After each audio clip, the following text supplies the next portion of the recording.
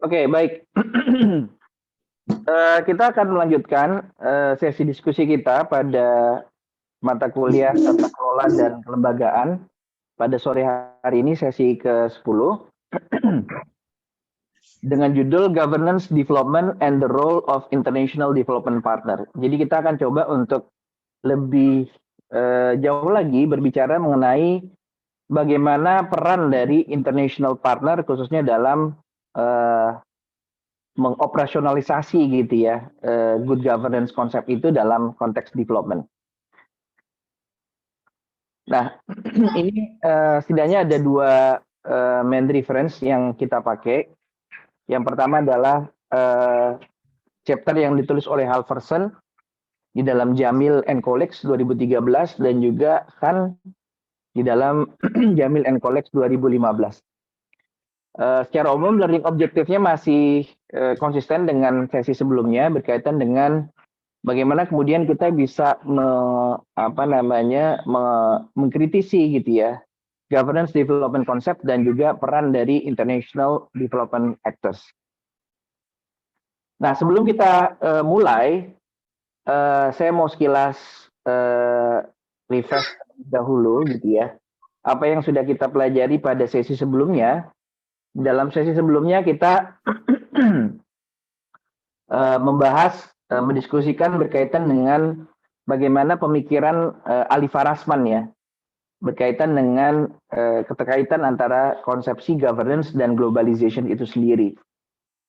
Sehingga kemudian dia mengklaim bahwa governance itu muncul salah satunya adalah karena adanya dorongan dari globalisasi gitu ya. Nah, selain itu juga dia menjabarkan bagaimana globalisasi itu pada hakikatnya terbentuk dari sejumlah faktor gitu yang kemudian mendorong apa yang disebut dengan globalisasi. Lalu kemudian kita juga mendiskusikan bagaimana kemudian ada counter movement yang mencoba untuk mengurangi dampak negatif dari globalisasi. Walaupun memang kalau dalam quick survey yang kita lakukan ya, di pekan lalu tidak ada seorang pun di dalam ruang virtual ini gitu ya yang against globalization, tapi kemudian kita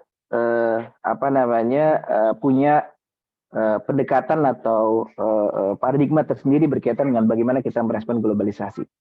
Lalu kemudian kita juga mengikuti alur pikir Farasman berikutnya berkaitan dengan kritik terhadap konsepsi good governance yang dia anggap sangat-sangat bias gitu ya. Khususnya kenapa? Karena value yang kemudian dibawa dalam good governance konsep itu didefine oleh negara-negara adidaya atau negara-negara barat. Lalu kemudian dia menjabarkan konsepsi sound governance yang dia klaim sebagai satu konsep yang lebih superior dibandingkan konsepsi good governance yang ditawarkan oleh negara-negara barat atau akademisi-akademisi barat. Lalu kemudian di akhir kita tutup dengan diskusi berkaitan dengan isu should we support or against globalization, yang kemudian kita sempat eksplorasi ada beberapa hal kalau seandainya kita mau coba meningkatkan gitu ya daya tawar Indonesia khususnya di era globalisasi. Di antaranya kita berdiskusi untuk kemudian memprioritaskan pertahanan keamanan, mendorong pertumbuhan perkembangan human resources kita. Juga ada gagasan untuk kemudian memperhatikan bagaimana menanamkan ethical values dan sosialisasinya yang itu memang tentu saja banyak sebenarnya strategi yang bisa kita lakukan untuk meningkatkan posisi tawar Indonesia di era global. Nah, beranjak dari situ kita lanjutkan pembahasan kita ke sesi hari ini. Jadi kita akan mencoba mengeksplorasi gitu ya bagaimana peran dari international actors khususnya dalam konteks pembangunan. Nah, referensi yang kita pakai mencoba untuk membandingkan gitu ya retorika good governance yang dipakai oleh World Bank di satu sisi dan UNDP di sisi yang lain. Nah, ini mungkin diskusi kita akan menarik kalau misalnya mungkin teman-teman punya pengalaman gitu ya tersendiri berkaitan berinteraksi dengan rekan dari World Bank dan juga ketika berinteraksi dengan teman-teman dari UNDP misalnya, yang disederhanakan menjadi economic governance versus democratic governance. Nanti kita coba ulas lebih lanjut. Lalu kemudian kita akan coba lihat kaji sekilas berkaitan dengan bagaimana hubungan antara governance dan economic growth, dan juga demokrasi dan economic growth, gitu ya. Dan juga bagaimana kemungkinan adanya potensi dua konsepsi, dua retorika yang diusung oleh World Bank dan democratic governance yang diusung oleh UNDP ini mungkin bisa berkonfrontasi antara satu dengan lainnya pada satu titik. Lalu kemudian kita juga akan diskusikan berkaitan dengan pressure terhadap World Bank baik internal maupun eksternal. Lalu kemudian mendiskusikan bagaimana author gitu ya mencoba untuk melihat mana sebenarnya yang lebih untung sebenarnya atau lebih kompetitif gitu ya di era saat ini gitu ya. Dan kemudian nanti kita akan coba ada satu enrichment untuk mendiskusikan berkaitan dengan strategi atau pendekatan untuk menstimulate perkembangan. Oke, ini adalah overview dari diskusi kita pada sore hari ini. Kita mulai yang pertama bahwa good governance itu adalah satu terminologi yang sangat-sangat fleksibel gitu. Tidak ada satu terminologi gitu yang disepakati oleh seluruh scholars gitu ketika mendefinisikan good governance. Khususnya ketika mendefine apa yang dimaksud dengan good, apa yang dimaksud dengan governance. Meskipun mungkin gitu ya di antara kita bisa menjabarkan gitu apa kira-kira karakteristik dari negara-negara yang tidak termasuk ke dalam negara yang good governance. Mungkin kalau seandainya ada good ada bad gitu ya, mungkin ada good governance ada bad governance gitu ya. Tapi good governance ini sebagaimana kita diskusikan di dalam sesi sebelumnya adalah terminologi yang memang diperkenalkan oleh international actors khususnya yang didukung oleh negara-negara barat. Nah, Halvorsen di dalam chapter yang dia tulis mencoba untuk melihat bagaimana World Bank dan UNDP memakai konsepsi good governance dalam development strategi mereka, gitu ya. Nah, proposisi yang dia bangun sebenarnya adalah saya kasih clue di awal gitu ya bahwa Halvorsen itu dia berargumen bahwa UNDP itu memiliki posisi tawar yang lebih baik daripada World Bank dalam konteks kekinian. Gitu. Nanti kita coba lihat ya, kenapa itu bisa terjadi dan tentu saja teman-teman bisa setuju, bisa tidak setuju, gitu ya, atau bisa setuju tapi tentunya dengan catatan misalnya dan seterusnya. Gitu ya. Tapi ini menjadi hal yang menarik, gitu ya, bahwa dia berargumentasi bahwa global economic crisis yang saat ini terjadi, gitu, yang kemudian mendorong adanya ketidakadilan gitu ya atau ketidakrataan berkaitan dengan pertumbuhan ekonomi, perkembangan di antara satu negara dengan yang negara lainnya itu menurut Halvorsen ini membuat posisi tawar UNDP sebenarnya jauh lebih menguntungkan daripada World Bank. Nanti kita coba lihat. Nah, sekarang kita akan coba diskusikan lebih lanjut gitu ya dua opsi yang mungkin ada lebih variasi opsi yang lain gitu ya untuk mengoperasionalisasi good governance concept. Tapi dalam kesempatan sore hari ini kita akan mendiskusikan dua konsep ini, yaitu economic governance versus democratic governance. Nah, pendekatan yang pertama yaitu economic governance approach ini diusung oleh World Bank. Jadi Halvorsen menyebutkan bahwa World Bank's economic governance ini menekankan pada pendekatan ekonomi gitu ya, bantuan ekonomi gitu ya, yang kemudian dikombinasi dengan anti-corruption measures gitu ya, berbagai upaya pencegahan korupsi gitu ya, yang ini biasanya akan menjadi precondition atau prasyarat sebelum World Bank akan memutuskan untuk memberikan atau tidak memberikan pinjaman terhadap negara tersebut. Kenapa kemudian isu ini menjadi penting, isu anti korupsi khususnya menjadi penting karena World Bank melihat bahwa korupsi merupakan permasalahan yang sangat-sangat fundamental yang ini bisa menyebabkan atau menghambat adanya development gitu ya. Nah, selain itu juga World Bank itu meminta untuk adanya pemisahan antara dunia politik dengan dunia ekonomi, gitu ya. Karena memang pendekatannya sangat-sangat ekonomi, gitu ya. Dan tujuan utama dari World Bank Economic Governance Approach ini adalah untuk kemudian mempromosikan apa yang mereka sebut dengan global market economy, gitu ya, based on universal theory of economic development. Jadi memang basis pendekatannya sangat-sangat ekonomi, gitu ya, di mana ada kejelasan, gitu ya, clear means and ends calculation. Jadi memang benar-benar sangat-sangat economic minded, gitu ya. Nah, sejumlah key instrumen yang dipakai oleh World Bank dalam mendukung atau menyusung economic governance approach ini diantaranya adalah adanya World Bank experts. Jadi mereka punya sekelompok orang, gitu ya, yang memiliki label sebagai World Bank expert. Nah, World Bank expert ini biasanya adalah mereka yang memang setelah mengikuti sejumlah proses pelatihan atau pendidikan yang dilakukan di markas besar World Bank, gitu ya. Kemudian mereka juga menekankan adanya rational decision makers, kemudian productions of statistics, just systems of taxation. Jadi mereka sangat menekankan kepada adanya sistem perpajakan yang baik, gitu ya. Lalu kemudian penekanan pada adanya proteksi ataupun regulasi untuk melindungi bisnis, gitu ya, aktor-aktor bisnis dan perusahaan-perusahaan dalam melakukan bisnis mereka. Selain itu, mereka juga menekankan isu yang berkaitan dengan human rights, gitu ya. Kenapa kemudian human rights juga masuk ke dalam salah satu key instrumen World Bank? Itu Halverson menjelaskan bahwa isu yang berkaitan dengan hak asasi manusia menjadi penting. Mengapa? Karena isu human rights itu juga berkaitan dengan isu untuk melindungi atau memproteksi adanya hak bagi setiap individu untuk memiliki properti tertentu, gitu. Jadi human rights itu diantaranya juga to protect the rights to own property, gitu ya, and the protections of one's property, gitu. Yang itu juga mengakomodir adanya perlindungan dari state violence misalnya, atau violence yang potential violence yang bisa berdampak kepada atau merugikan pelaku usaha atau pelaku bisnis. Nah, ini kita bisa lihat bahwa memang pendekatannya sangat-sangat ekonomi.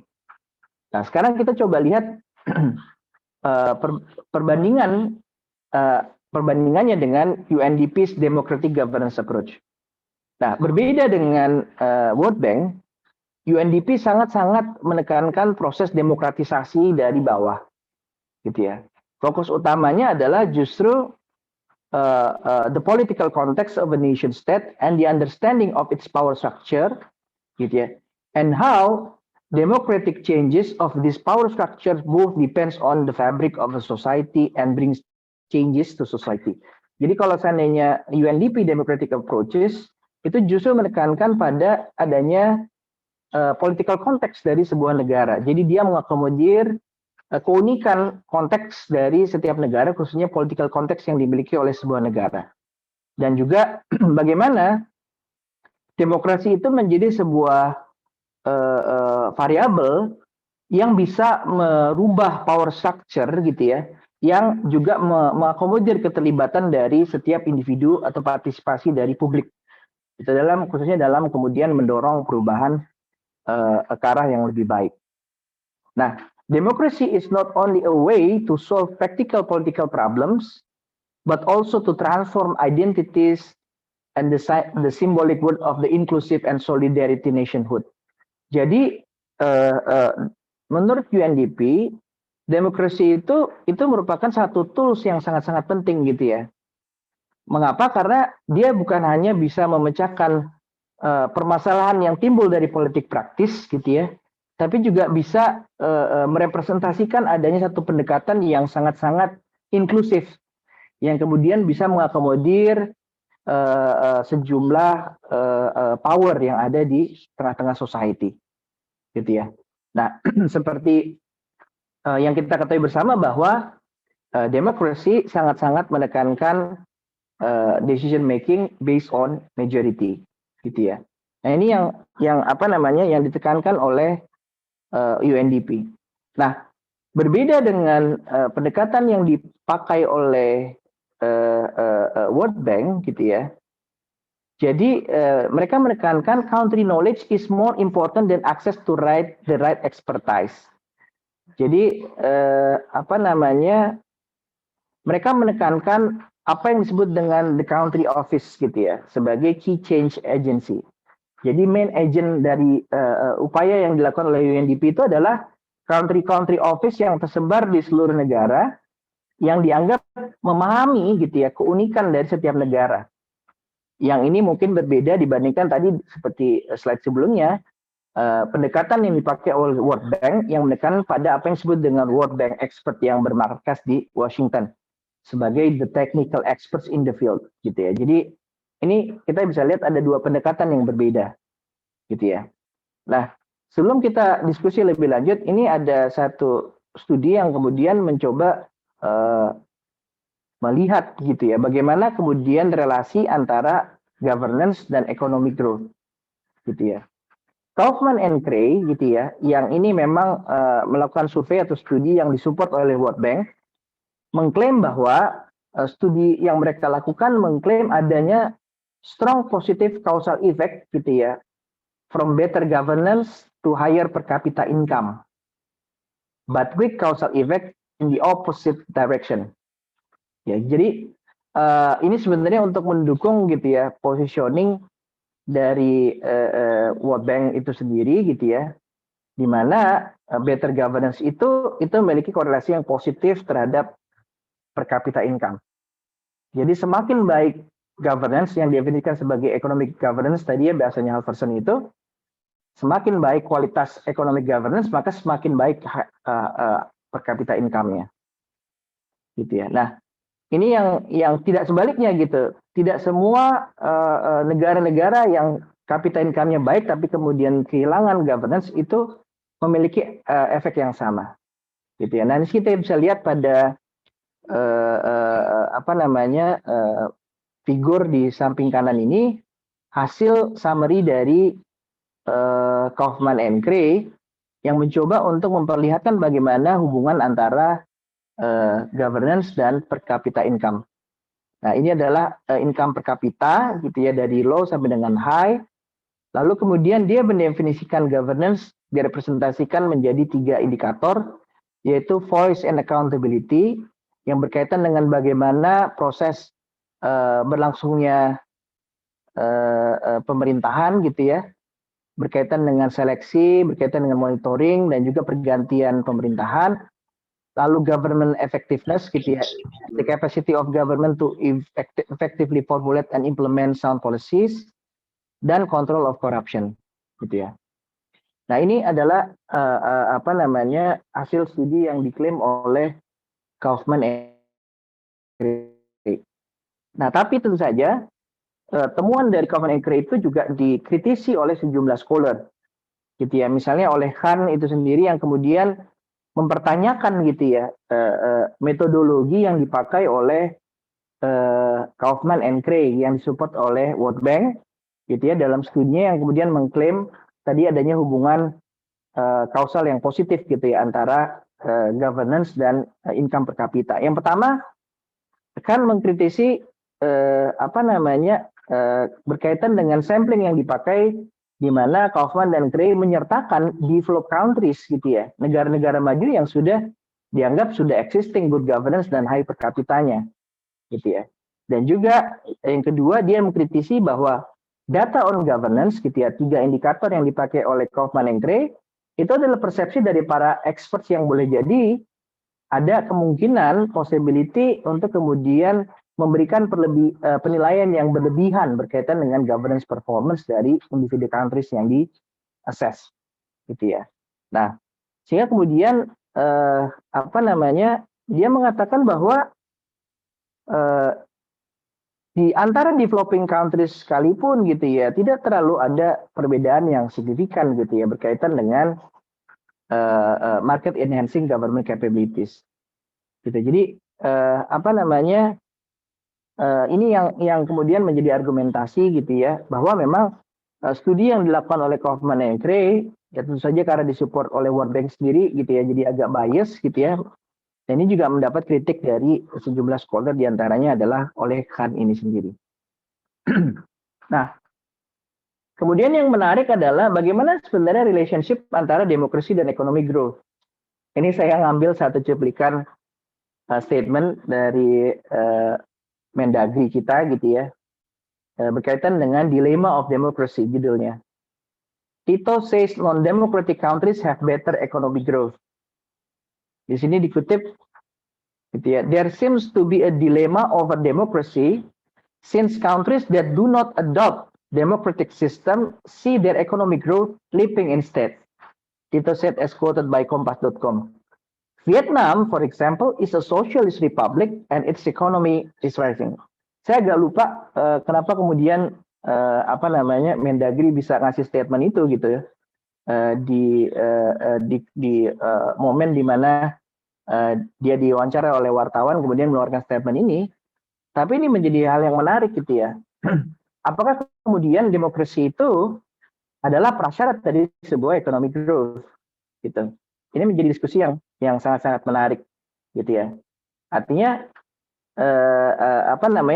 teman-teman bisa menemukan banyak sumber bacaan gitu ya untuk kemudian mengeksplorasi isu yang sini disebut sebagai dilemma of democracy gitu ya. Boleh jadi ada negara-negara mungkin yang secara demokrasi bagus tapi secara ekonomi mungkin tidak terlalu baik gitu ya. Dan juga bagaimana kemudian kita mendefine sebuah negara yang demokratis dibandingkan negara yang tidak demokratis. Ini menjadi lagi-lagi menjadi terminologi yang didriven oleh kepentingan dari negara-negara adidaya gitu ya. Nah, kemudian selanjutnya mungkin nggak sih pendekatan economic governance itu yang diusung oleh World Bank pada satu sisi bisa berkonfrontasi dengan democratic governance yang diusung oleh UNDP. Menurut Halverson, dia berpendapat bahwa boleh jadi economic governance yang diusung oleh World Bank itu bisa berkonfrontasi dengan democratic governance yang diusung oleh UNDP, gitu ya. Kenapa? Karena memang diantaranya adalah tadi technical neutrality, gitu ya, bahwa ada segregasi antara dunia politik dengan dunia ekonomi, gitu ya. Itu menjadi hal yang sangat-sangat penting gitu bagi World Bank gitu ya. Sementara justru UNDP itu mengakomodir adanya the use of power legitimized by democracy. Jadi proses demokrasi itu sendiri akan melahirkan adanya authority yang kemudian dia memiliki power untuk kemudian mempengaruhi apa yang terjadi di negara tersebut gitu. Khususnya dalam konteks berkaitan dengan development strategi gitu ya. Nah, selain itu UNDP menilai bahwa globalization itu sendiri adalah sebuah permasalahan gitu ya, sebuah tantangan. Nah, sehingga kemudian bagaimana caranya untuk menyelesaikan permasalahan yang timbul oleh globalisasi? Kalau kita simplifikasi, penekanan atau solusi yang ditawarkan oleh UNDP itu ya demokrasi, gitu ya. Sedangkan bagi World Bank, globalization itu sendiri adalah merupakan solusi, gitu ya. Di antaranya berkaitan dengan liberalization of the economy, gitu ya. Yang ini menurut pendekatan World Bank itu seringkali menjadi permasalahan yang fundamental di negara-negara less developed countries atau developing countries, gitu ya. Nah, meskipun ini sebagai catatan gitu ya bahwa Dahrendorf di tahun 97 berpendapat bahwa globalisasi gitu ya itu pada hakikatnya juga bisa menjadi sebuah ladang yang subur bagi tumbuhnya authoritarian regime gitu dibandingkan democratic regimes itu sendiri. Nah, ini artinya ada diskursus berkaitan dengan pendekatan economic governance dan pendekatan democratic governance. Nah, kemudian kritik terhadap World Bank gitu ya, khususnya berkaitan dengan neoliberal profile gitu ya. Nah, memang sebagaimana kita ketahui gitu ya bahwa pendekatan neoliberal teori gitu ya atau ideologi ini itu sangat-sangat berkembang gitu ya, khususnya setelah perang dingin usai gitu ya, perang dingin berakhir gitu ya. Nah, yang ini kemudian direpresentasikan dengan agen gitu ya yang dinamakan oleh World Bank dan IMF gitu ya, yang diklaim atau dianggap mendukung kepentingan dari negara-negara ekonomi maju gitu ya. Yang ini sebagaimana kita juga dapati dalam pendapatnya Farasman, yang seringkali keuntungan ekonomi atau strategi yang mereka pakai untuk mendulang keuntungan ekonomi bagi negara-negara maju itu seringkali justru menjadi hambatan bagi adanya kedaulatan dari masing-masing negara, gitu ya. Misalnya di sini kita bisa lihat ada satu tulisan dari Hayden di tahun 96, gitu ya, berkaitan dengan bagaimana praktek mereka yang berlangsung di negara Afrika, gitu ya, bahwa the World Bank now directly or indirectly stands on the critical path of nearly 75% of total capital flows and debt relief to Africa, which asserts the right of outsiders to supervise political change in Africa. Ini sebagai contoh di tahun 96 ya. Mungkin kalau sekarang saya nggak tahu, mungkin ada faktor dari negeri Tiongkok juga gitu yang kemudian menjadi international actors yang sangat dominan di Afrika, khususnya dengan investasi-investasi yang mereka tanamkan di sana, gitu ya. Nah, kemudian kritik terhadap World Bank juga berkaitan dengan precondition yang ditetapkan oleh World Bank bagi calon negara yang akan mendapatkan pinjaman, gitu ya. To what degree are World Bank policies democratically legitimized, gitu ya. Dan ada pendapat juga kadang-kadang demokrasi as a potential threat to the laws of economics, gitu ya, bahwa kadang-kadang karena prinsip ekonomi mengikuti prinsip untuk kemudian bagaimana caranya supaya bisa mendapatkan keuntungan semaksimal mungkin atau lebih didorong oleh profit maximizing motivation, gitu ya. Sedangkan demokrasi lebih berkaitan dengan bagaimana caranya mengakomodir inequality, gitu ya, justice, fairness dan seterusnya, gitu ya. Sehingga kemudian ini bisa menjadi kritik terhadap World Bank itu sendiri. Nah, selain itu juga ada pressures dari the owners of World Bank itu sendiri, gitu ya. Yang ini teman-teman nanti mungkin bisa baca ya kalau tertarik, gitu ya, bagaimana kasus Argentina, gitu ya, itu justru anomali, gitu ya, dimana kemudian internal political actors yang ada di Argentina dan aktor utama World Bank justru meng-create sebuah proses yang justru tidak demokratis gitu di Argentina, gitu ya. Itu kalau teman-teman nanti mau baca bisa baca lebih lanjut ya. Nah, kemudian juga kita juga udah sempat dengar, gitu ya, di kesempatan pekan lalu berkaitan dengan kritik dari Stiglitz, gitu ya, yang pernah menjadi World Bank Chief Economist, gitu ya, yang ini kemudian membuat dia itu didepak, gitu ya, dari World Bank itu sendiri karena mengkritisi cara pola kerja dari World Bank. Nah, memang gitu ya, seperti namanya gitu ya, World Bank gitu, ada kata bank gitu ya, sehingga memang pendekatannya sangat-sangat bank only approach, gitu ya. Karena memang sebagaimana kita ketahui bahwa pendekatan bank dalam memberikan pinjaman ya juga akan dipengaruhi oleh owners, gitu ya. Nah, ini yang kemudian nanti kita coba lihat bagaimana kategorisasi dari bagaimana World Bank melakukan kategorisasi dari seluruh negara yang ada di dunia ini, gitu ya. Nah, ini yang seringkali terjadi tadi sebagaimana slide sebelumnya, seringkali yang terjadi adalah World Bank itu memang dia mengabaikan adanya kedaulatan dari sebuah negara, gitu ya. Itu khususnya karena memang biasanya negosiasi itu dilakukan antara World Bank dengan elit eksekutif, gitu ya, tanpa kemudian mengakomodir adanya public participation. Ini adalah diantaranya potret berkaitan dengan World Bank. Ini Stiglitz, mungkin saya skip aja.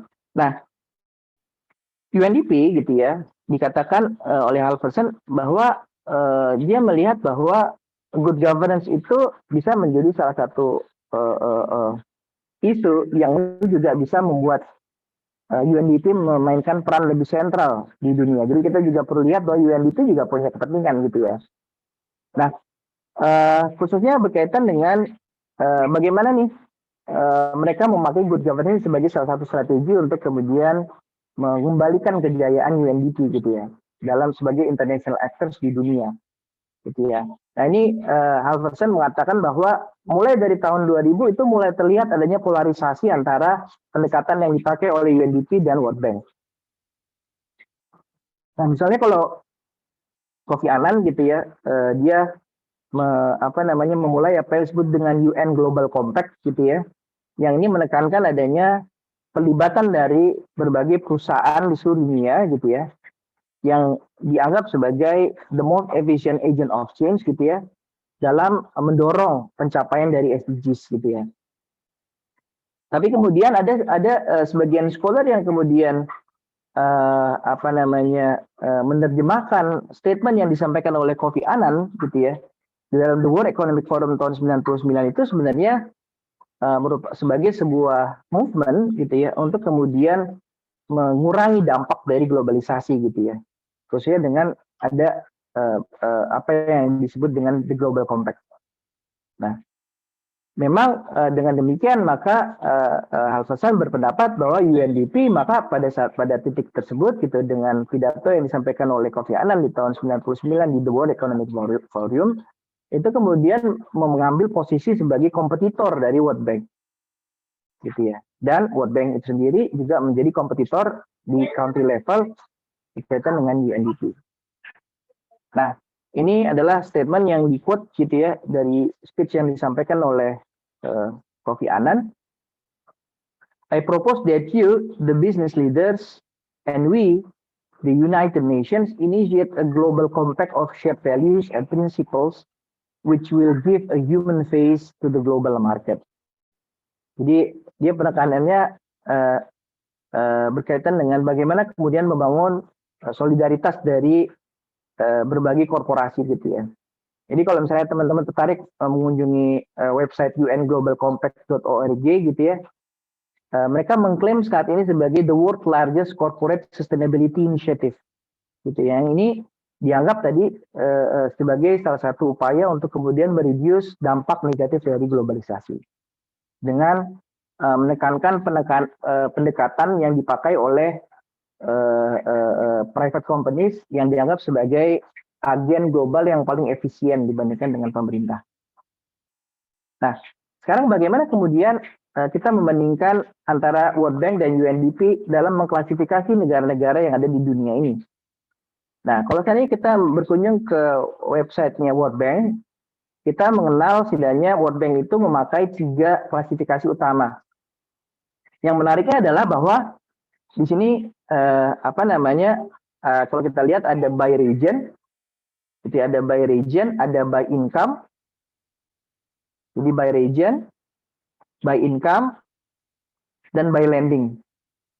Ini menarik gitu ya. Sehingga kemudian ketika kita bisa memahami bagaimana sebuah international actors mengklasifikasi negara, maka kita juga bisa lihat bagaimana paradigma yang mereka bangun dalam strategi development strategis mereka. Nah, yang pertama adalah by region. Di sini dikatakan secara eksplisit di dalam tulisan di dalam website resmi World Bank tersebut bahwa klasifikasi by region itu used for administrative purposes. Jadi mereka membuat klasifikasi berdasarkan region ini ya untuk keperluan administratif aja, gitu ya. Tidak lebih dari itu. Nah, kemudian by income ini berdasarkan gross national income per kapita. Yang kemudian mereka mengklasifikasi negara-negara di dunia menjadi low income countries, lower middle income countries, upper middle income countries, dan high income countries. Nah, yang menarik adalah mereka memakai terminologi ekonomis itu sebagai terminologi atau diksi yang bisa atau menjadi sinonim dari countries. Jadi dalam konteks ini, ekonomis itu adalah countries yang bisa dipakai secara bergantian, gitu ya. Low income countries, atau low income economies itu memiliki arti yang sama, disebutkan secara eksplisit gitu ya di dalam website World Bank tersebut. Nah, ini juga menjadi menarik karena memang namanya World Bank gitu ya, bank, jadi dia ngasih pinjaman, dia akan mengklasifikasi countries berdasarkan 3 klasifikasi, yaitu IDA, atau International Development Associations, BLAN, dan IBRD atau International Bank for Reconstruction and Development. Nah, IDA ini adalah negara-negara yang memiliki income per kapita yang rendah, gitu ya, yang bisa berhak eligible untuk mendapatkan pinjaman IDA, gitu ya. Sedangkan IBRD itu adalah negara-negara yang berhak untuk eligible untuk mendapatkan pinjaman berkaitan dengan reconstruction dan development, dan country yang berada di dalam kategori BLAN itu eligible untuk bisa mendapatkan pinjaman IDA ataupun pinjaman IBRD, gitu ya. Dan ini menarik ya. Tadi kalau misalnya kita lihat, artinya mengkonfirmasi gitu ya pendapat yang disampaikan oleh Halverson bahwa memang pendekatan governance, bagaimana World Bank mengoperasionalisasi good governance itu lebih pada penekanan ekonomi, gitu ya. Nah, sekarang coba kita lihat bagaimana UNDP itu mengklasifikasi sebuah negara atau negara-negara di dunia. Nah, sekira lebih dari 30 tahun gitu ya, kalau kita akses website resminya UNDP, mereka mengutamakan memakai apa yang disebut dengan Human Development Index. Gitu. Human Development Index ini yang kemudian menjadi sarana untuk kemudian membuat klasterisasi dari negara-negara di dunia yang terdiri dari 3 dimensi: long and health life, knowledge, dan decent standard of living. Yang sini kita bisa lihat bahwa ada life expectancy index, ada education index, dan ada GNI index, gitu ya. Nah, ini yang kemudian menjadi agregat bagi skor Human Development Index. Ini misalnya contoh, kalau misalnya kita berkunjung ke websitenya UNDP, gitu ya, kita bisa kemudian melihat ini ya. Sebentar mas, lagi ngajar mas. Nah, ini misalnya kalau misalnya teman-teman berkunjung ke websitenya UNDP, teman-teman bisa kemudian menulis gitu ya, Indonesia, atau teman-teman mau lihat negara mana gitu ya, berada pada rank berapa dari negara-negara di seluruh dunia, gitu ya. Nah, ini yang kemudian mereka lakukan sampai dengan tahun 2019. Nah, per tahun 2020 mereka memperkenalkan apa yang disebut dengan Human Development and saya nggak tahu cara bacanya benar nggak ya, di Anthropocene. Jadi kalau misalnya teman-teman ketik di Google gitu ya, Anthropocene itu adalah sebuah era di mana manusia itu dianggap sangat-sangat dominan terhadap lingkungan, terhadap isu climate gitu ya. Sehingga kemudian menjadi menarik gitu ya, bahwa ketika kemudian mereka memperkenalkan ini di tahun 2020, mereka tidak lagi hanya memakai Human Development Index, tapi juga mereka mengupgrade Human Development Index itu dengan tambahan indikator lainnya, tapi juga mengakomodir 3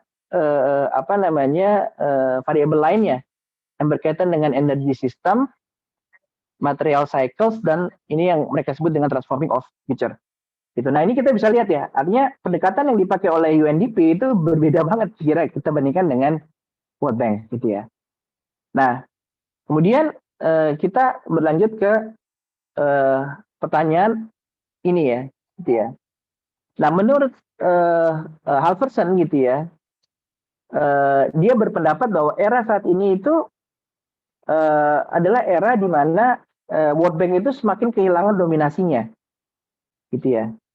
Gitu ya. Khususnya kenapa? Karena memang adanya competitive forces dari UNDP gitu ya, yang ini mempromosikan pendekatan yang berbau demokrasi gitu ya. Ini argumentasi Halverson. Kenapa? Karena dia berpendapat bahwa UNDP itu punya apa yang disebut dengan ini kalau disebut a food basket to pick and choose at will. Jadi ibaratnya UNDP itu punya satu keranjang yang isinya misalnya kita ibaratkan ada berbagai macam warna telur gitu ya, di mana nanti masing-masing negara itu boleh memutuskan untuk mau pilih telur yang warna apa. Mau pilih telur warna kuning, mau pilih telur warna hijau, mau pilih telur warna coklat dan seterusnya. Gitu ya. Dia mengklaim atau dia berargumentasi bahwa the success of UNDP in gaining support seems to have been dependent on its alliance with certain donors and on its ability to mediate and interpret positively the experiences made at country level. Jadi dikatakan bahwa Elverson bilang bahwa UNDP itu lebih sukses daripada World Bank di era saat ini, khususnya karena mereka bisa kemudian menjalin alliance dengan donor gitu ya. Dan pada saat yang bersamaan mereka bisa memiliki kemampuan untuk kemudian mengambil lessons gitu ya dari masing-masing negara sehingga kemudian bisa mengakomodir keunikan dari masing-masing negara tersebut. Nah, di sini dikatakan bahwa however the varieties of politics and capitalism that have shaped different donor countries is reflected in their ideas about how other countries should develop. Gitu. Ini tapi juga menjadi salah satu konsekuensi gitu ya bagi sebuah international actors yang dia butuh donor. Nah, akhirnya donor masing-masing negara donor itu juga punya definisi mereka. Itu yang berkaitan dengan bagaimana negara yang menerima pinjaman itu seharusnya bisa berkembang. Misalnya the Anglo-Americans itu sangat-sangat menekankan citizen right gitu ya. Sementara negara-negara Nordics itu lebih mengemphasize democracy. Sementara Jepang dan Jerman misalnya lebih menekankan developmental state gitu ya. Nah, ini yang kemudian menjadi dinamika yang perlu kemudian diakomodir oleh UNDP.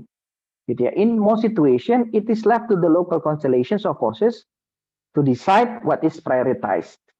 Gitu ya. Ini yang kemudian mereka sebut di dalam istilah kamus donor itu sebagai streamlining, gitu ya. Tentu saja harus ada kompromi-kompromi, gitu ya. Nah, kemudian through the importance of the so-called UNDP Residence Representative tadi ya, UNDP Country Office, gitu ya. Ini kemudian Halverson berpendapat UNDP itu menjadi sebuah arena yang kondusif untuk reflection, gitu ya, over values of good governance gitu ya. Sehingga kemudian terjadi dialog, terjadi diskusi berkaitan dengan isu good governance itu sendiri. Gitu ya. Sehingga kemudian terbukalah room for collective mobilizations. Gitu. Nah, ini slide terakhir. Nah, sekarang kalau seandainya kita coba buat diskusi gitu ya. Berkaitan dengan ini, sebentar saya buka dulu.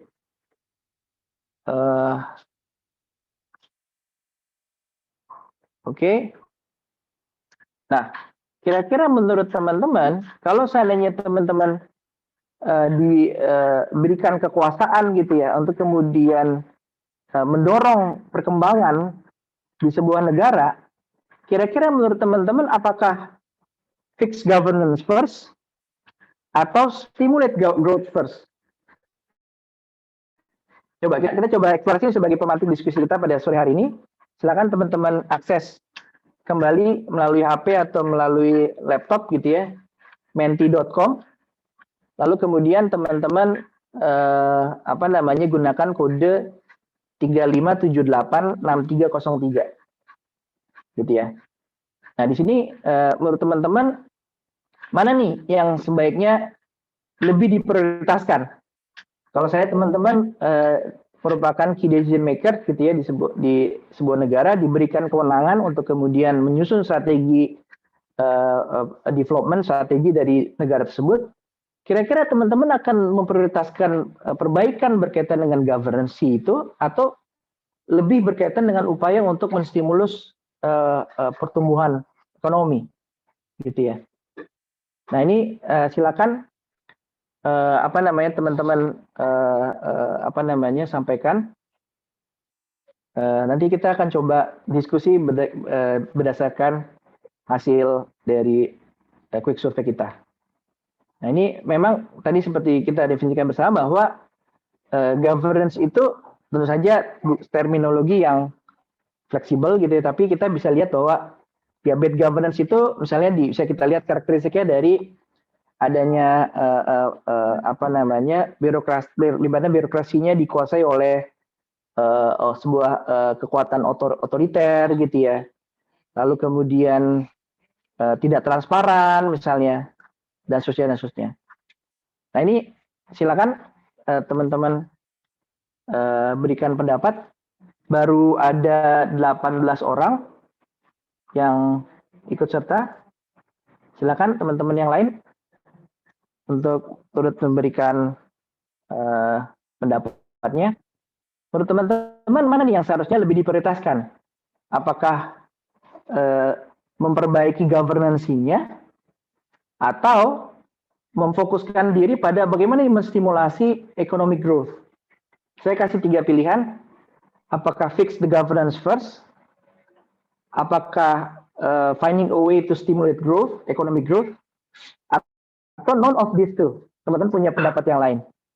Silakan, baru 25 orang. Menarik alamatnya ini. Tadi Pak, kenapa? Alamatnya tadi Pak, alamat. Oh, ini berubah ya? Slide Okay. sebelumnya Pak. Ya, ini ya. Oke. Oke Pak. Saya pikir nggak berubah tadi. Oke. Silakan masuk ke menti.com dan pakai kode 3578 6303. Silakan, mungkin saya countdown ya. Kamar udah beres. Gimana jadi? Oke, 10, 9, 8, 7, 6, 5, 4, 3, 2, 1. Oke. Saya coba stop share screen dulu. Saya tampilkan hasil quick survey kita.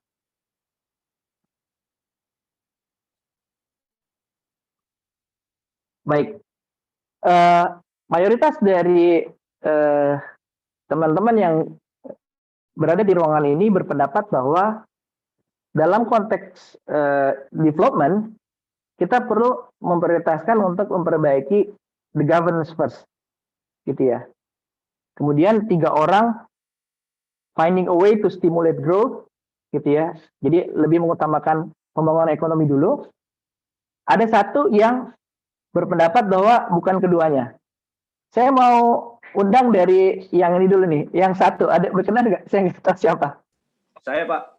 Oh ya, silakan Pak. Oke, saya stop share screen dulu. Ya, memang ini pilihan yang sulit Pak, antara memperbaiki tata kelola dulu atau menstimulir pertumbuhan. Karena menurut saya keduanya saling berkaitan Pak. Kalau kita mendahulukan tata kelola, kita butuh waktu berapa lama? Kita butuh, apalagi kalau kita sebagai contoh kayak di Indonesia, untuk memperbaiki tata kelola Indonesia itu butuh waktu yang panjang Pak. Nah, kalau kita mendahulukan tata kelola dulu, ya ini panjang, sementara pembangunan nanti akan tersendat. Kalau pembangunan tersendat, nanti akan berakibat juga terhadap tata kelola juga. Tapi kalau kita memberikan stimulasi dulu untuk pertumbuhan tanpa tata kelola, itu akan terjadi semacam apa namanya, mungkin karena tata kelola kurang baik, mungkin korupsinya juga makin besar, penyalahgunaan juga semakin baik. Makanya saya tidak milih dua-duanya. Kalau saya, menurut pendapat saya itu berdampingan. Tata kelolanya kita perbaiki, tapi apa namanya, untuk stimulasi untuk pertumbuhannya juga ini. Jadi berdampingan Pak, sehingga ininya juga maju, ininya juga maju.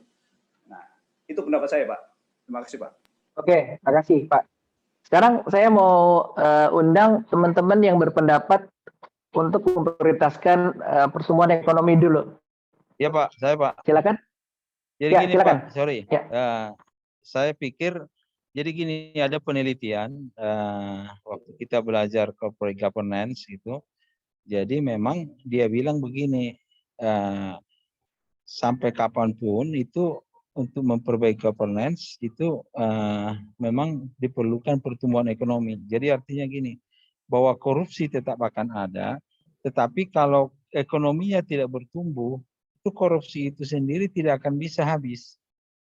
Jadi penelitian dia mengatakan seperti itu. Jadi kita akan terus pertumbuhan ekonomi akan dengan sedemikian di tengah pertumbuhan ekonomi yang bagus itulah kita bisa melaksanakan penurunan korupsi dan memperbaiki corporate governance. Jadi akan tidak mungkin kita corporate governance kita perbaikin kalau ekonominya nggak tumbuh gitu. Maksudnya gitu. Jadi orang miskin, negara-negara miskin itu susah untuk memperbaiki corporate governance gitu. Itu ada penelitiannya, Pak. Jadi saya lebih cenderung ke situ. Terima kasih.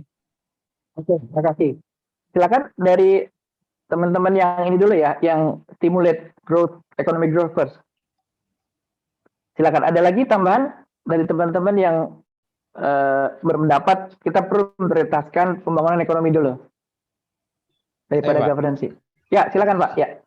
Baik, saya sependapat juga dengan Pak James Lee tadi, karena ya contoh kasus saja di Indonesia ini.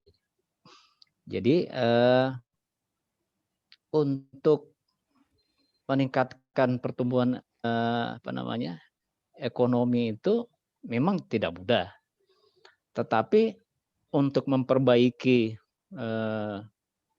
governance-nya itu juga ya harus ekonominya juga harus ditingkatkan. Artinya semakin mapan ekonomi suatu negara, dalam hal ini masyarakatnya, tentunya juga akan berdampak pada peningkatan ekonomi. Nah, kira-kira seperti itu, Pak. Terima kasih. Oke, artinya mungkin ini juga menarik ya kalau kita mau eksplor governing without government gitu ya. Governing without government mungkin bisa terjadi ketika ekonomi itu tumbuh dengan sangat-sangat kuat sehingga kemudian peranan dari government hanya menjadi supporting entity saja. Oke, sekarang saya mau undang teman-teman dari kelompok majorities nih yang berpendapat untuk memperbaiki tata kelolanya dulu, governance-nya dulu. Silakan. Kenapa menurut teman-teman itu lebih prioritas dibandingkan upaya untuk mendorong pertumbuhan ekonomi? Izin, Pak. Ya, silakan. Saya Azri, Pak. Jadi kenapa saya milih fixed governance, memang kalau misalnya baca bukunya Bu Ami sama Pak Visnu Juwono kan mengutip Pak Iko Prasetyo yang mengatakan bahwa birokrasi yang kuat menjadi salah satu kunci bagaimana Singapura, Taiwan, Chinese sama Korea Selatan berkembang. Kita sebenarnya fase untuk melewati pertumbuhan ekonomi yang tinggi itu kan sudah ada sebenarnya ketika zaman Orde Baru, ketika ada bubble ekonomi, growth-nya tumbuh cepat, tapi kita lupa bahwa tata kelola kita jelek. Akhirnya langsung kena krisis tahun 98, semuanya akhirnya kayak di re-engineering lagi semuanya seperti itu, muncullah konsep governance dan lain. Jadi saya melihatnya seperti itu. Tapi juga sebenarnya kalau misalnya saya juga tambahin yang bukan namanya sih Pak, saya juga pernah baca bukunya Joseph Stiglitz itu Pak, Global and Discontents, itu sebenarnya kegagalan resep-resep Bank Dunia dalam pembangunan di negara dunia ketiga ini, misalkan ada pada satu sisi negara yang sukses melakukan privatisasi misalnya, ada negara yang gagal, lalu kemudian Bank Dunia menyamaratakan resep-resep ekonomi ya tanpa melihat bagaimana negara tersebut tata kelolanya sendiri misalnya. Argentina kan salah satu contoh privatisasi yang gagal misalnya. Rusia pun juga seperti itu. Indonesia pun tahun 98 juga ada privatisasi, juga tata kelola kita bermasalah sebenarnya. Demokratisasi kita sedang tumbuh, lalu kemudian dipaksakan melaksanakan model-model ekonomi privatisasi negara-negara maju, akhirnya ya kejadiannya seperti kayak di Argentina itu sendiri, juga di Rusia misalnya ketika ada privatisasi lepas dari Uni Soviet, privatisasi ke lembaga-lembaga Rusia melakukan privatisasinya, tapi yang kemudian munculnya kayak Roman Abramovich itu kan muncul gara-gara privatisasi Rusia itu. Jadi kalau saya lihat memang fase kita melewati pertumbuhan ekonomi yang tinggi udah lewat, udah pernah kita coba, tapi tata kelola kita buruk. Misalnya 80-an itu kan oil boom Indonesia itu kan, tapi yang ternyata yang kebuka malah korupsi di Pertamina, lalu juga ada korupsi banyak hal yang lain berbicara tata kelola. Jadi itu saja mungkin pendapat saya Pak Reza, terima kasih. Oke, terima kasih. Baik, ada lagi dari teman-teman yang lain mau mengelaborasi dari teman-teman yang berpendapat bahwa governance itu yang paling penting untuk diperbaiki terlebih dahulu ketika kita mau berbicara pertumbuhan atau perkembangan sebuah negara. Atau saya buka floor untuk menanggapi, kira-kira gimana? Saya Mas Reza. Ya, silakan. Ya. kalau menurut saya pertanyaan itu ditarik ke belakang, apakah dalam posisi prakondisinya ini sebagai negara yang baru memulai atau negara yang memang sudah menjalani negara dalam beberapa tahun gitu. Kalau dalam tahapan negara yang baru mulai seperti Indonesia di tahun 45, saya pikir kekuatan figur menjadi faktor krusial dalam membangun konteks pemerintahan. Di situ juga harusnya dirapikan tata kelola, lalu nanti nyambungnya kepada aspek ekonomi. Tapi kalau dalam konteks tadi yang disampaikan teman yang lain berkaitan dengan misalnya ada evaluasi terkait adanya krisis ekonomi dan sebagainya, kalau menurut saya jelas, kenapa saya juga memilih pada opsi 1, karena problemnya setelah 32 tahun Soeharto berkuasa, ternyata kekuatan personal makin kuat, kroniknya makin kuat, tetapi tata kelola tidak dibereskan gitu. Jadi karena itu menjadi sangat penting pada aspek tata kelola untuk benar-benar dibenahi. Dan kalau kita baca tesisnya Larry Diamond soal democratic and growth juga, sebenarnya democratic countries ini memiliki hubungan yang positif antara dengan growth gitu. Tetapi memang faktornya bagaimana membangun institusi-institusi demokrasi itu bisa sejalan dengan pertumbuhan ekonomi. Begitu. Makasih. Oke, baik. Makasih. Artinya untuk negara-negara yang baru saja mengalami krisis ekonomi, gitu ya. Tadi argumentasinya kita perbaiki tata kelola dulu, kalau nggak nanti akan sangat-sangat berantakan gitu ya. Tapi tadi menarik sebenarnya statementnya bahwa kita juga perlu mengakomodir ya keragaman antara atau situasi starting point atau starting condition dari masing-masing negara. Oke, menarik. Ada lagi mungkin sebelum saya lanjutkan? Ada pertanyaan tertulis tuh, Pak. Oh ya. Dari Ilham Muhammad. Mas Ilham nggak ada suaranya nih. Oke. Ya, apa namanya? Boleh Pak? Ya, boleh, silakan. Pak? Menurut saya sih, kenapa saya pilih yang fixed governance? Karena ketika bicara economic itu bicara skala makro, Pak, skala besar. Tapi ketika kita bicara fixed governance, maka no one left behind. Artinya ketika kita bicara fixed governance, maka kita melihat bagian masyarakat terkecil dari kita bagaimana pengembangannya. Sebagaimana Kofi Annan ketika bicara itu, dia mungkin berangkat dari experience dia belajar dari negara Afrika gitu. Bagaimana ekonomi industri maju tapi kesenjangan ekonomi dan sosial semakin meningkat. Jadi menurut saya juga pengalaman saya bekerja dengan UNDP dan World Bank saat ini memang saya setuju bahwa UNDP ini akhirnya lebih bisa diterima karena memahami bagaimana negara pemerintahan mengembangkan pendekatan baik itu sosial, ekonomi maupun budaya untuk mengangkat masyarakatnya yang jadi inclusion tadi menjadi poin penting gitu dan diapresiasi oleh UNDP. Sedangkan World Bank itu dia mendorong bahwa praktek-praktek pendekatan seperti subsidi itu tidak baik gitu. Sedangkan mereka tidak melihat bahwa kondisi-kondisi masyarakat kita ini masih banyak yang membutuhkan. Jadi approach tadi menurut saya lebih setuju fixed governance bagaimana yang UNDP dorong itu. Terima kasih, Pak. Oke, makasih. Tadi Mas Fahmi mau bicara nampaknya ya? Ya. Silakan.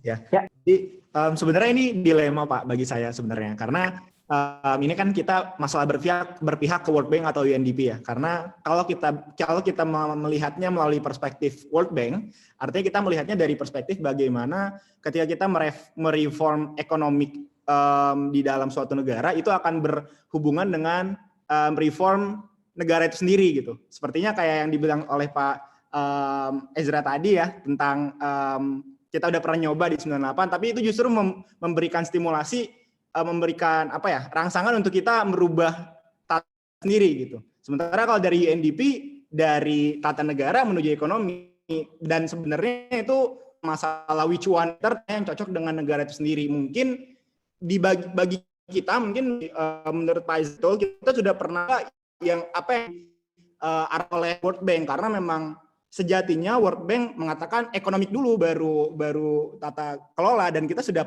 pernah mencoba itu dan fail secara outcome ya, karena ya walaupun hasil mereform kita, tapi kita belum grow gitu kan. Nah, coba nih dia seperti apa? Apakah dengan tata kelola bagus maka ekonomi akan juga bagus? Apakah efek kausal modelnya seperti itu? Karena kalau dari World Bank sendiri memang kritiknya adalah ketika ekonomik, artinya dia mempunyai model yang sama, yaitu privatisasi sektor government. Itu yang dicanangkan oleh World Bank ya. Artinya dengan model yang sama itu, terutama di ASEAN ya Pak ya, terutama di ASEAN internasional, sifat internasional yang berbeda gitu. Jadi untuk sekarang makanya saya prefer kepada apa yang UNDP canangkan, karena sebelumnya memang betul kata Pak Ezra, kita sudah pernah menggunakan yang World Bank dan itu fail secara outcome, tapi kita belum pernah nih coba yang UNDP, apakah ke depannya bakal fail juga seperti yang World Bank lakukan gitu Pak.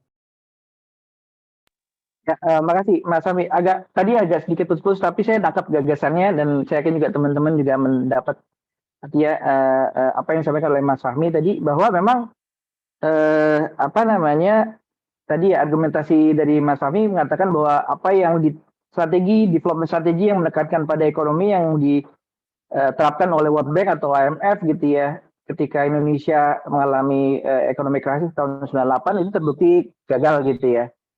Ya kemudian UNDP menjadi opsi yang katakanlah sedikit lebih baik nih, khususnya ketika kita mengakomodir persepsinya Mas Ilham di chatbox gitu ya, bahwa istilahnya there's no such thing as freelance lah ya, nggak ada makan siang gratis gitu ya.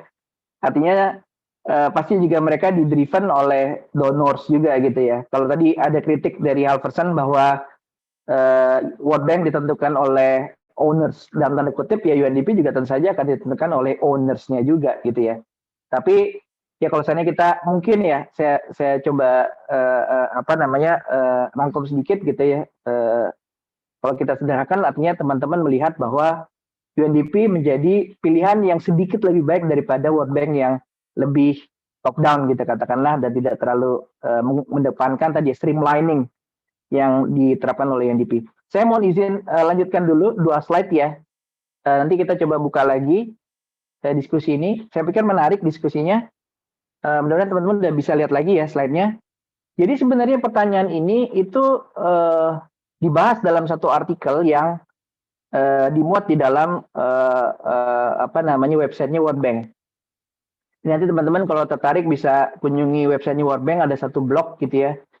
Judulnya Which Comes First, Good Governance or Economic Growth. Nah, jadi pengarang dari artikel itu dia menulis buku berkaitan dengan bagaimana strategi dari Cina atau Tiongkok supaya bisa terlepas dari poverty. Nah, ini menjadi menarik gitu ya, bahwa Yun Ang ini dia menekankan gitu ya, bahwa kalau seandainya kita mendapatkan pertanyaan berkaitan dengan apakah sebaiknya kita memprioritaskan governance atau pertumbuhan ekonomi, maka dia menyarankan agar kita fokus pada start with what you have, not with what you want. Jadi dia bilang, ya kita coba identifikasi aja, kita nih punya aset apa sekarang gitu. Sehingga kemudian kita mulai dari situ dulu gitu. Apakah misalnya dalam konteks, misalnya dia pakai ada satu kasus berkaitan dengan berkaitan dengan kota-kota yang berada di pinggiran pesisirnya Cina gitu ya. Mereka cara strategi mereka untuk bisa lepas dari kemiskinan bukan dengan mengamankan atau membuat regulasi yang bisa mengamankan perlindungan terhadap private property gitu ya, atau dengan menekankan jargon-jargon anti korupsi, atau dengan mengundang teknokrat gitu ya untuk kemudian memberikan gagasan-gagasan ciamik gitu ya untuk bisa lepas dari poverty. Tapi justru mereka merefleksikan bahwa mereka tuh punya sesuatu aset yang ini sebenarnya agak kontradiktori kalau seandainya kita mau merefleksikan dari perspektif barat, di mana mereka menyadari bahwa civil servants itu sangat-sangat dominan dan mereka mengakomodir apa yang disebut dengan personal relationships, gitu ya. Jadi justru kemudian refleksi mereka menemukan strategi bahwa justru kita harus memfungsikan civil servants untuk bisa meraih investor dengan memanfaatkan, gitu ya, jejaring klan, jejaring kekeluargaan yang mereka punya, gitu ya. Ketika seorang civil servant itu berhasil untuk mendapatkan investor gitu melalui jejaring keluarganya, maka dia mendapatkan reward secara legitimate, gitu ya.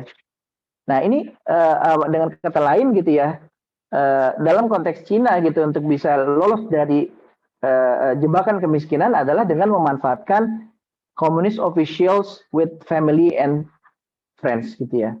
Nah ini tapi saya pribadi sebenarnya juga tidak kemudian bisa membenarkan atau menyalahkan pendapat teman-teman. Tentu saja ini menjadi hal yang open to discuss, gitu ya. Artinya mungkin strategi itu menarik gitu ya untuk diadopsi di Cina, tapi belum tentu cocok untuk kemudian sesuai dengan kondisi Indonesia misalnya, gitu. Itu yang mungkin ya lessons yang mungkin kita bisa dapatkan tadi. Makanya saya setuju dengan yang disampaikan oleh Mas Abud tadi, gitu ya, bahwa memang salah satu hal yang perlu kita refleksikan adalah kita perlu melihat dulu, gitu ya, melakukan assessment, gitu ya, prior assessment. Ini apa nih kira-kira starting condition-nya, gitu ya, dari negara tersebut, sehingga kemudian kita bisa mendesain pendekatan yang lebih akomodatif terhadap keunikan kondisi yang ada di negara tersebut. Ini slide terakhir yang saya punya. Saya persilakan free flow discussion kalau seandainya teman-teman ada masukan lain. Kita ada waktu kurang lebih 15 menit untuk free flow discussion. Saya persilakan. Apakah ada yang mau menyampaikan pendapatnya atau Pak ada ya? Boleh nanya sebenarnya? Ya, silakan ya. Kalau misalnya kita lihat, kalau misalnya kita bicara perspektif demokrasi atau economic growth, sebenarnya kalau menurut saya pribadi sih, itu juga ada link match-nya juga sebenarnya. Kalau misalnya kita bicara kalau misalnya kita pernah baca bukunya atau pengukuhan guru besarnya Pak Budiono itu tahun 2000 berapa itu ya, beliau mengatakan bahwa sebuah negara yang ingin berdemokrasi, pada titik amannya demokrasi itu dia ada mengukur pendapatan GDP masyarakatnya sekitar $6.000 per kapita itu kan. Kalau misalnya ingin mengatakan titik demokrasi ini aman juga dan ada hubungan dengan growth economic. Terus yang kedua ingin saya tanyakan juga, sejauh mana sebenarnya sistem demokrasi pada sebuah negara ini juga ada hubungannya dengan growth pertumbuhan ekonomi ya Mas.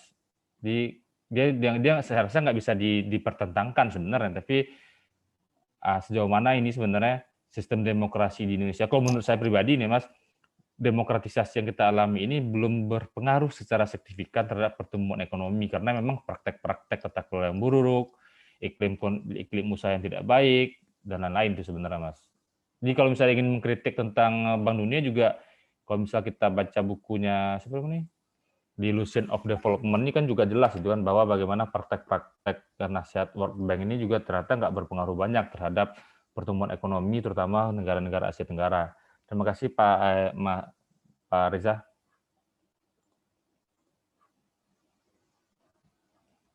Oke, baik. Ini sedikit banyaknya isu berkaitan dengan hubungan antara demokrasi dan economic growth. Itu akan kita diskusikan di sesi pekan depan, insya Allah. Oh belum ya? Sorry. Tapi nggak apa-apa. Ini jadi pengantar ke sesi pekan depan. Nanti kita akan coba diskusikan. Nah, di sesi pekan depan khususnya dalam konteks South Asia, gitu ya. Dan memang Asia ini sangat-sangat menarik gitu ya untuk kemudian dieksplorasi, khususnya karena memang sebagai sebuah region yang sangat-sangat multikulti gitu ya, multi civilizations, multiculture gitu ya, dan punya ideologi yang berbeda-beda antara satu dengan yang lainnya, gitu ya. Nah, pekan depan kita akan coba diskusikan gitu ya, berkaitan dengan isu tersebut, diantaranya berkaitan dengan hubungan antara economic growth dengan demokrasi. Mohon maaf, sesi pekan depan atau sesi 12 ya, sebentar. Oh maaf, sesi 12 ternyata.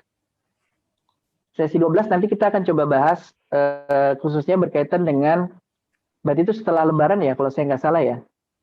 Jadi berkaitan dengan itu nanti economic growth dan demokrasi. Tapi nggak apa-apa, maksud saya ini menjadi isu yang memang sangat-sangat menarik gitu. Saya masih ingat gitu ya ketika saya ambil S2,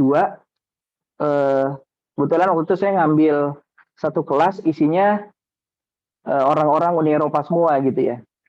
Waktu itu kebetulan ada 3 dari Asia, tapi akhirnya yang 2 nyerah karena merasa rooming gitu ya diskusinya. Karena mayoritas itu adalah negara-negara mahasiswa dari negara-negara Uni Eropa. Tapi kemudian waktu itu saya terpikir gitu bahwa salah satu hal yang kemudian bisa membuat saya bisa ikut dalam diskusi gitu ya, supaya topiknya tuh nggak terlalu EU banget gitu ya. Itu waktu itu saya mencoba untuk mengkritisi ini, salah satunya adalah gagasan-gagasan yang berkaitan dengan demokrasi, berkaitan dengan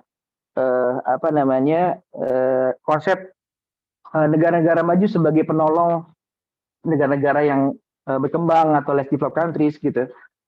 Di antaranya misalnya saya menanyakan konsesi mereka berkaitan dengan kalau seandainya nampaknya kan negara-negara Barat gitu atau negara-negara donor itu cenderung berasumsi bahwa demokrasi itu diibaratkan sebagai sebuah obat yang mujarab untuk segala penyakit gitu kan. Atau kita ibaratkan sebagai apa namanya batang korek api gitu ya.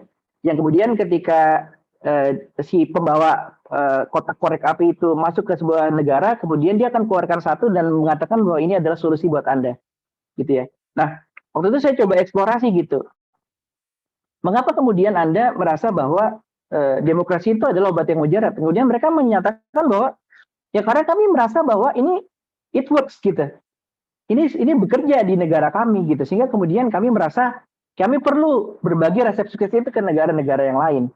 Tapi kemudian saya waktu mengkritisi bagaimana kalau seandainya gitu ya, melalui sebuah jalur yang demokratis, negara tersebut kemudian memutuskan majority vote bahwa mereka nggak ingin ada demokrasi, gitu ya. Nah ini yang menjadi hal yang unik gitu ya. Kebetulan saya juga misalnya ini mungkin tidak terlalu ke arah ekonomi, tapi satu riset yang saya lakukan misalnya baru preliminary gitu ya, mencoba untuk mengeksplorasi kultur PNS kita gitu ya. Ini menjadi hal yang menarik gitu ya. Saya coba waktu itu sempat ada satu conference di Singapura gitu ya, yang dihadiri oleh banyak international scholars gitu ya. Satu konferensi saya lupa PMRC atau ICPP ya, yang itu juga cukup banyak dihadiri oleh scholars khususnya di public administration sama public management. Nah, waktu itu saya presentasi hasil finding saya gitu ya. Jadi finding saya itu menemukan bahwa PNS di Indonesia itu, budaya PNS di Indonesia itu sangat-sangat klan, sangat-sangat kekeluargaan, gitu ya. Yang menariknya adalah bahwa dari 6 institusi yang saya explore, saya investigasi menjadi sampel di dalam studi saya, itu 3 dari 6 institusi tersebut itu tergolong ke dalam institusi yang memiliki performance yang bagus, gitu. Nah, ini menjadi menarik gitu ya. Kenapa? Karena bagaimana mungkin ada instansi pemerintah yang pakai pendekatan klan, pendekatan kekeluargaan, itu bisa punya kinerja yang bagus. Karena dari perspektif Barat, nggak bisa filosofi kekeluargaan, filosofi klan itu masuk dalam satu box yang sama dengan upaya untuk mendongkrak performance atau kinerja dari PNS. Gitu. Nggak make sense di mereka. Sehingga kemudian ketika saya sampaikan bahwa ada sejumlah agensi yang masuk dalam sampling saya memiliki kinerja yang bagus dan juga memiliki kultur yang sangat-sangat klan, dan itu bisa berpadu padan dalam sebuah institusi yang termasuk dalam high performance agencies gitu ya. Nah, klan itu misalnya contohnya mungkin bisa direfleksikan di dalam konteks lingkungan instansi teman-teman gitu ya. Ketika ada yang ulang tahun, dirayakan bareng-bareng. Ketika ada yang baru lahiran, gitu ya. Kalau kemudian dibikin selamatan di kampus kecil-kecilan, gitu ya. Dan seterusnya. Atau misalnya hubungan antara atasan dengan bawahan itu seperti hubungan antara mentor dengan mentee gitu ya. Itu berkembang saat ini di instansi pemerintahan di Indonesia. Nah, ketika saya presentasikan itu ada satu yang bertanya gitu ya. Saya lupa sekolah nggak salah dari Eropa, dia bertanya, apakah yang Anda maksud klaim itu adalah network gitu. Dia bilang gitu. No, family, saya bilang gitu. Dia masih belum bisa nerima gitu. Nah, ini yang sebenarnya menjadi menarik gitu. Di satu sisi sebenarnya refleksi saya adalah scholars dari negara-negara timur, khususnya Asia itu harus menulis lebih banyak sebenarnya. Harus menggali lebih banyak khazanah lokal yang itu sebenarnya menjadi strategi yang efektif di konteks Asia atau di konteks negara-negara Asia gitu. Waktu itu kami keliling ke Singapura, kemudian ke Filipina, kemudian ke Jepang. Itu semua sepakat bahwa kita harus menggali khazanah lokal Asia, tapi memang belum banyak upaya ke sana gitu. Nah, ini sebagai insight tambahan sih bahwa memang pendekatan ala Asia itu belum banyak sebenarnya digali untuk kemudian menjadi referensi gitu. Walaupun ini di tahun ini sebenarnya sudah mulai banyak sebenarnya kesadaran untuk mengeksplorasi pendekatan khas lokal Asia gitu. Karena memang saya setuju gitu ke statementnya mantan dekannya Lee Kuan Yew School of Public Policy ketika dia mengatakan bahwa saat ini Asia itu menjadi center gitu ya. Sehingga kemudian dia bilang bahwa dia ada jargon itu seharusnya bukan globalization, tapi global is Asian. Dia bilang itu menarik banget. Kita ada buku yang dia tulis gitu ya. Itu menjadi menarik kita ketika globalization itu dipresentasikan menjadi global is Asian. Gitu. Nah, ini sebenarnya satu momentum gitu ya untuk kemudian membuktikan apakah memang resep-resep sukses yang selama ini diterapkan di negara-negara Asia itu bisa menjadi pembelajaran bagi negara-negara Barat. Tapi itu tadi sedikit banyaknya elaborasi dari pertanyaan Pak Ilham tadi. Saya silakan, mungkin ada dari teman-teman yang lain ingin mengelaborasi. Saya silakan.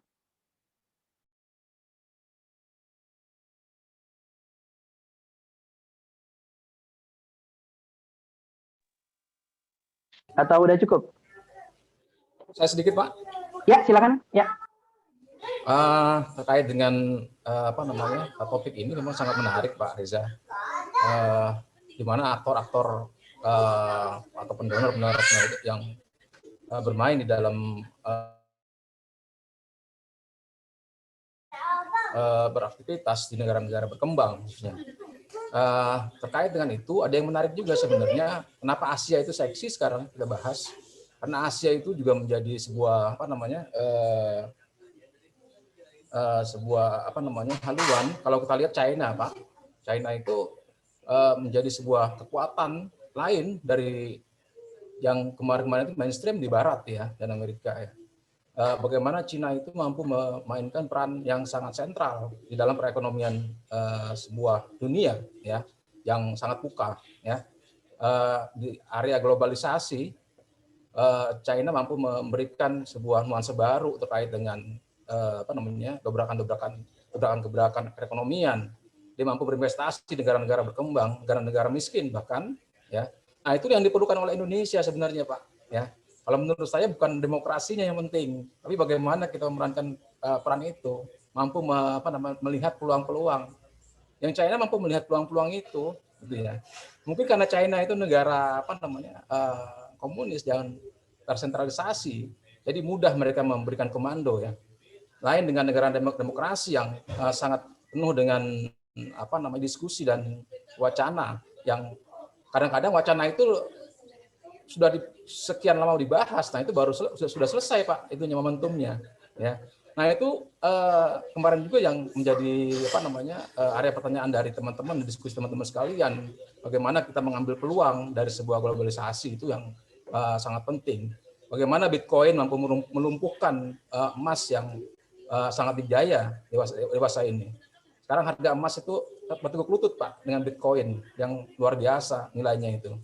Bagaimana Elon Musk mampu memberikan peluang itu di dalam sebuah perekonomian dunia, ya, mengambil peluang itu.